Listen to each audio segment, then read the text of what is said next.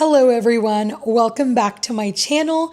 If you love miniatures, sculpting, or making jewelry pieces, then you've heard of polymer clay or cold porcelain clay. That is exactly what I want to talk about. Today, I'm going to be breaking all of that down to how they feel, how they cure, and what they are best used for. Let's get into it. So first, what are they? We're going to start with polymer clay. This is the Sculpey Primo polymer clay. You can find it at most Michaels or Hobby Lobby stores.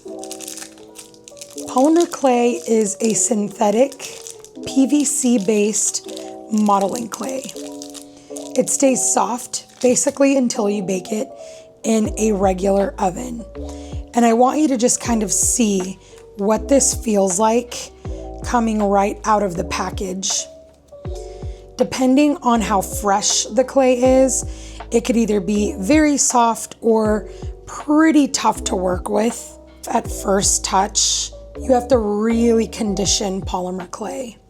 And side note about polymer clay, it is also true to size, meaning when you create an item, I'm going to give you one item for reference. It was made the same size and baked and stayed the same size.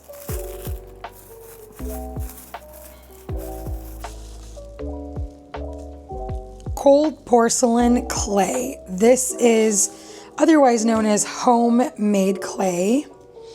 As you can see, this is incredibly soft.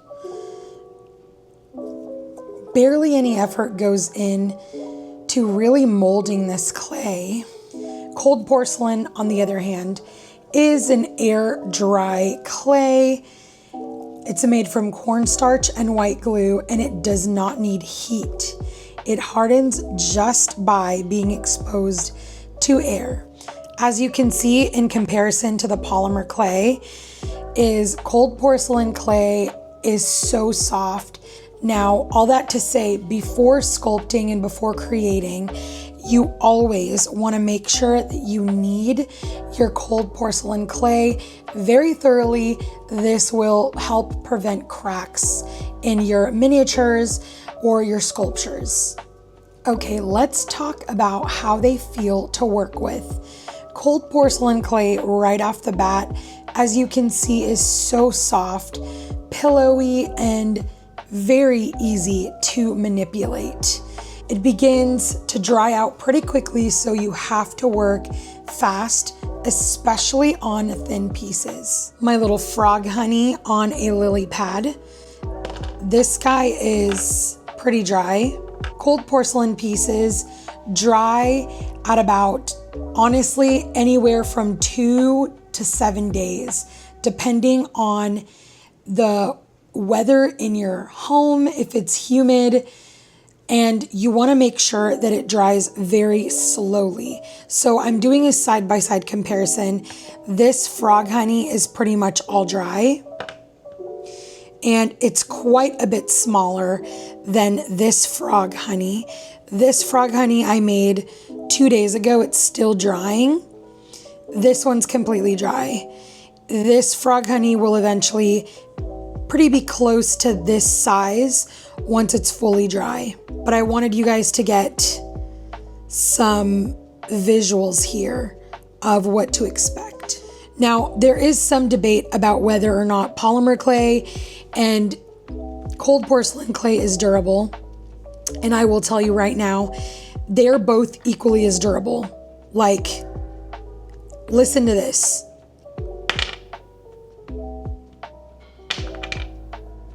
That is the polymer clay. This is the cold porcelain clay. Honestly, it's incredibly, very, very hard and durable. Don't let the homemade aspect of it deter you or make you think that it's not as good.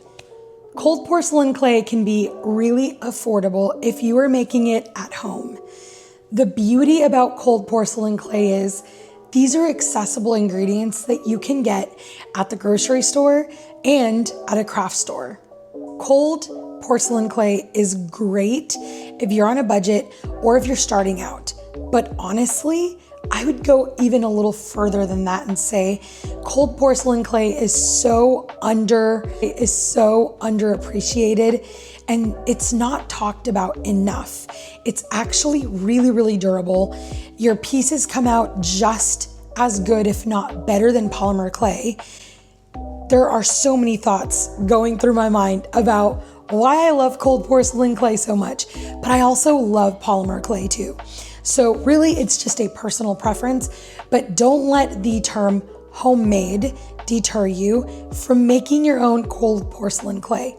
If you make it right, some of your pieces, if not all of your pieces, will come out beautiful and will turn into cute keychains, figures, or sculptures that you can keep in your home or on your purse for years and years to come. So again, do not let the homemade aspect deter you from wanting to create your own homemade clay. Polymer clay can get pricey, especially if you want to work with a ton of colors and you want to try multiple brands. And if you don't have the money to start right out with polymer clay, then cold porcelain clay is a wonderful option for you. Use polymer clay if you want durability for charms and jewelry, and if you need long hours of work and sculpting and fine details without worrying about drying time. And also, polymer clay is amazing if you want bright colors and you don't want to paint your sculptures. You can choose from an array of many colors, especially if you're working with Sculpey. Not sponsored, but I personally love Sculpey. So I would say try Sculpey if you're going to try polymer clay. Now, I would say use cold porcelain clay if you have a little bit more experience with sculpting and you can work pretty quickly, as the clay dries very quickly, and you want the no hassle of baking and you don't mind waiting for the sculpture to dry for a few days. And a pro tip, you can still get vibrant and beautiful colors with cold porcelain clay if you color the clay while you're cooking it. I'm going to show you in a clip right here just so you can see what I mean. You want to color it before you cook it because this will give you the most vibrant, beautiful colors. I'm also going to show you some of the cute items I made with the cold porcelain clay.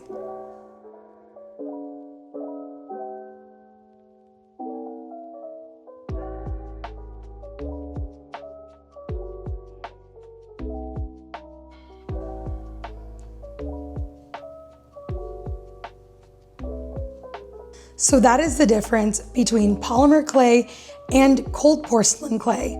I hope this helps you choose the right clay for your next project. If you enjoyed this video, please give it a thumbs up. Subscribe for more clay tutorials and tips. And please let me know in the comments, what kind of clay do you prefer? Thank you so much for watching this video. I'll see you guys in the next one. Happy creating. Bye.